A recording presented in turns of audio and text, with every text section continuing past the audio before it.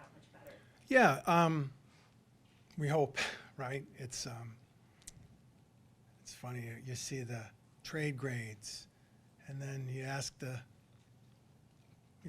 oh, well, what'd you think of this player? When was the last time you saw him? Oh, so we don't know, but we think, and what we wanted to do was supplement and add to the top 6, top 9, and I think Vladdy does that, and that's a pretty easy one, right? He has a lot of flexibility and utility with who he can play with and how. He has some versatility to his game. He can score. He's got hockey sense. He'll go and dig pucks. He's just a high-end all-around hockey player, and he's very smart. So he can plug in with. We have pretty smart lines, and that works real well for us. With Kyle, we added depth. We added flexibility in our depth as well, so that he can move around the lineup and bump in and out. And we added leadership, guidance, experience, and similarly, it's great. So we're really pleased. Tobias Bjornfot he's 22 years old, and he was a recent first-round pick. He's already played almost a full season in the league. He played 70 games in LA a couple of years ago. And we looked at it as a prospect with some pretty significant upside, and somebody to come in and we'll work with him and make him a part of things and see where it goes. But we're pretty excited about that as well. You can add somebody who's more a C. How much more does that add? How much more value does that add? Yeah, that's a great question. It's so valuable because now you're just bringing more leadership, and not only necessarily in the form of the individual leadership that person brings, but guidance and support and understanding of the other leaders. Hey, maybe I did some things that are going to help you, no, it's invaluable. I mean, you talk to anybody who knew Kyle from Long Island or Buffalo, and they say he's a heart and soul guy who really helps the culture of a team. I mean, what does he kind of bring in that aspect specifically?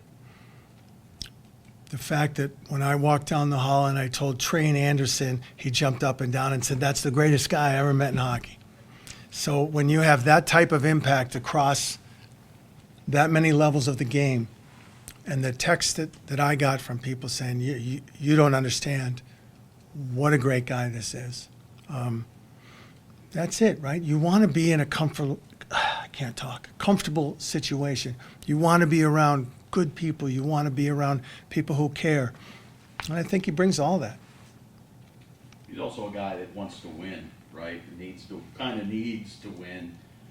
Rumors that this might be it for him, who knows, but how important is it to have a guy like that because he may not, I don't know what your lineup's going to look like. I don't know where you put him in, but I don't think he's going to complain. Is that important?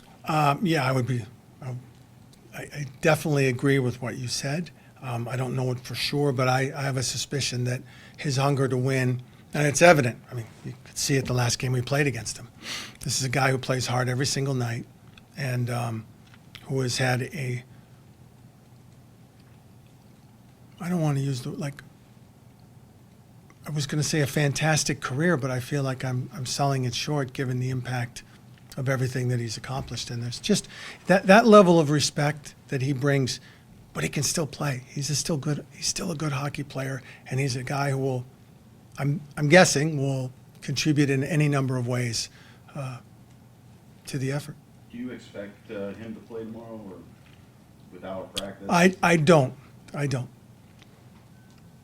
Bill had quite a few teammates on this team from Buffalo as well. Yeah. Does that kind of play into it? Like he already has some knowledge of these guys. It is a wonderful convenience. I think that he is such a player that if we hadn't had any of his former teammates, it wouldn't have changed my mind. But it's a very nice element and sort of eases the transition. And so to that extent, it's very valuable as well. You know, when you make moves like these, like Vladdy the other day and Kyle today, for the room, when they talk about the buy-in, the commitment they see the grand vision that you guys are going for. When they see you guys doing what you need to give the final touches. What do you think that does for the room?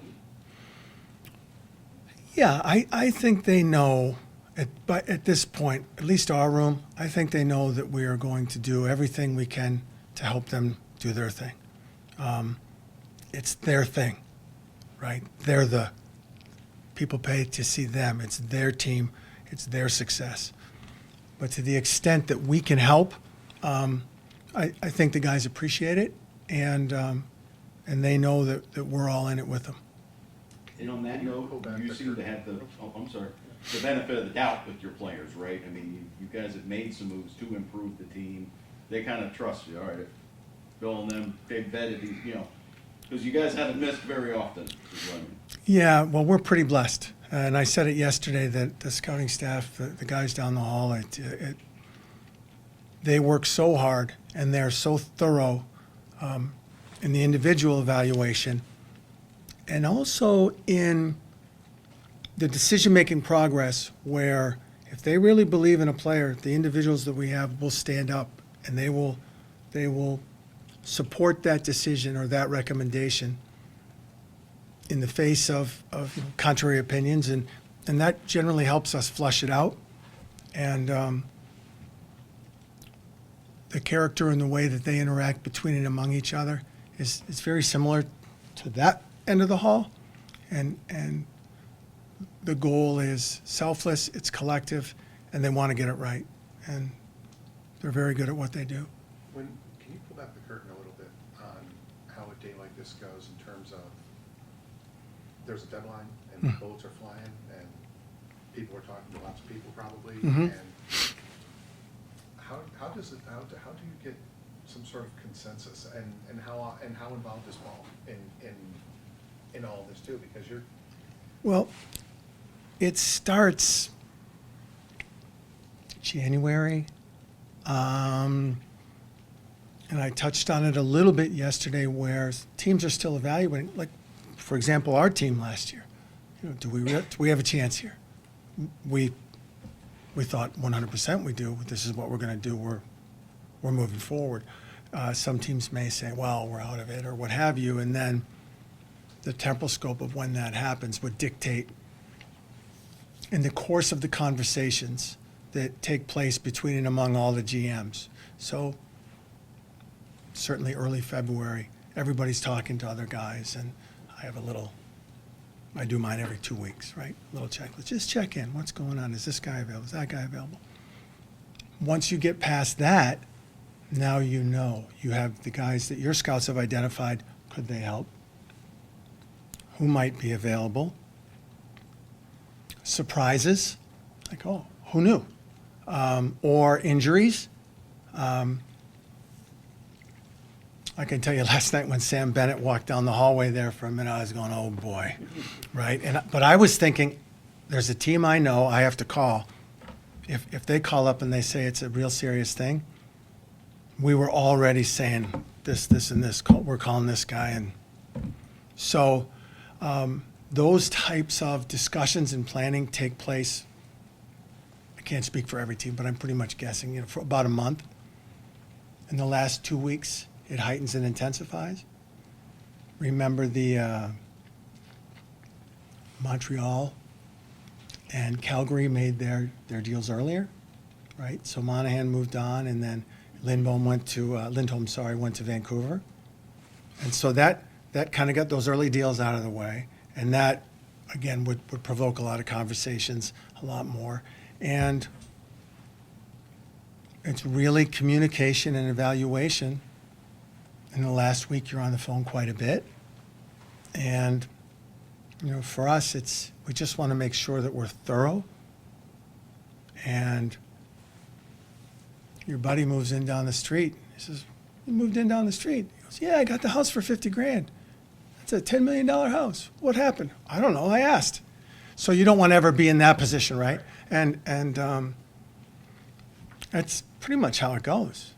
There was an NBA GM once that, and just a couple of years ago, said that deadline time, he estimated that like 2/3 of the league gets talked about. What would it take to get this guy? What would it take to get that guy? Is it similar in hockey that someone's going to call and be like, what would you want for Mark? Just, does that happen, or does it not go to that fantasy hockey type level usually? No, it can, sure, right? And except for the guys with no mover, no trade clauses, I think most GMs would tell you, anyone's available. Well, not really. Well, how about Connor McDavid? Well, yep, he's available. So you never know, and that happens. To be honest, it's more collegial and more efficient. So someone might come and ask for a player, and you're like, "There's no way I'm going to trade that guy." But I could see how the other guy would covet that player, and that kind of makes sense that he would ask. Bill, this team did a really good job on the back end identifying fit, heading into the season, whether it was OEL, Mikkola, Kulikov. Now looking at Tobias, why do you think Tobias might fit what you guys now do here defensively so well? Well, he is a high pick. He's a first-round draft pick who's already played in the NHL a whole season. He played this year in the NHL. He's 22 years old. And you'll have people who will tell you you can't evaluate a defenseman until he's 26. To put it in perspective, if I said to you, there's a 6-foot defenseman in North Dakota, left shot, good skater, can move a puck, kind of a defensive defenseman. And not only is he at North Dakota, but he's played a full year in the NHL, and he's 22. You'd fall over, right? You'd be, oh my God, how can this be? So it's that combination of trying to evaluate a player and then say, what can be? And that part we'll find out. And just once again, the importance, you get through another deadline, you add all these pieces you really liked, but at the same time, you don't give up any of your top prospects, guys that are going to be important to keeping this window open for a long time down the road. Yeah, and that to us, as we look at it from an asset inventory perspective, we didn't give up any first, we didn't give up any seconds, and we can move forward and keep. Not that we wouldn't have, if we thought that there was something that would have worked and would have helped us, then for sure we would have.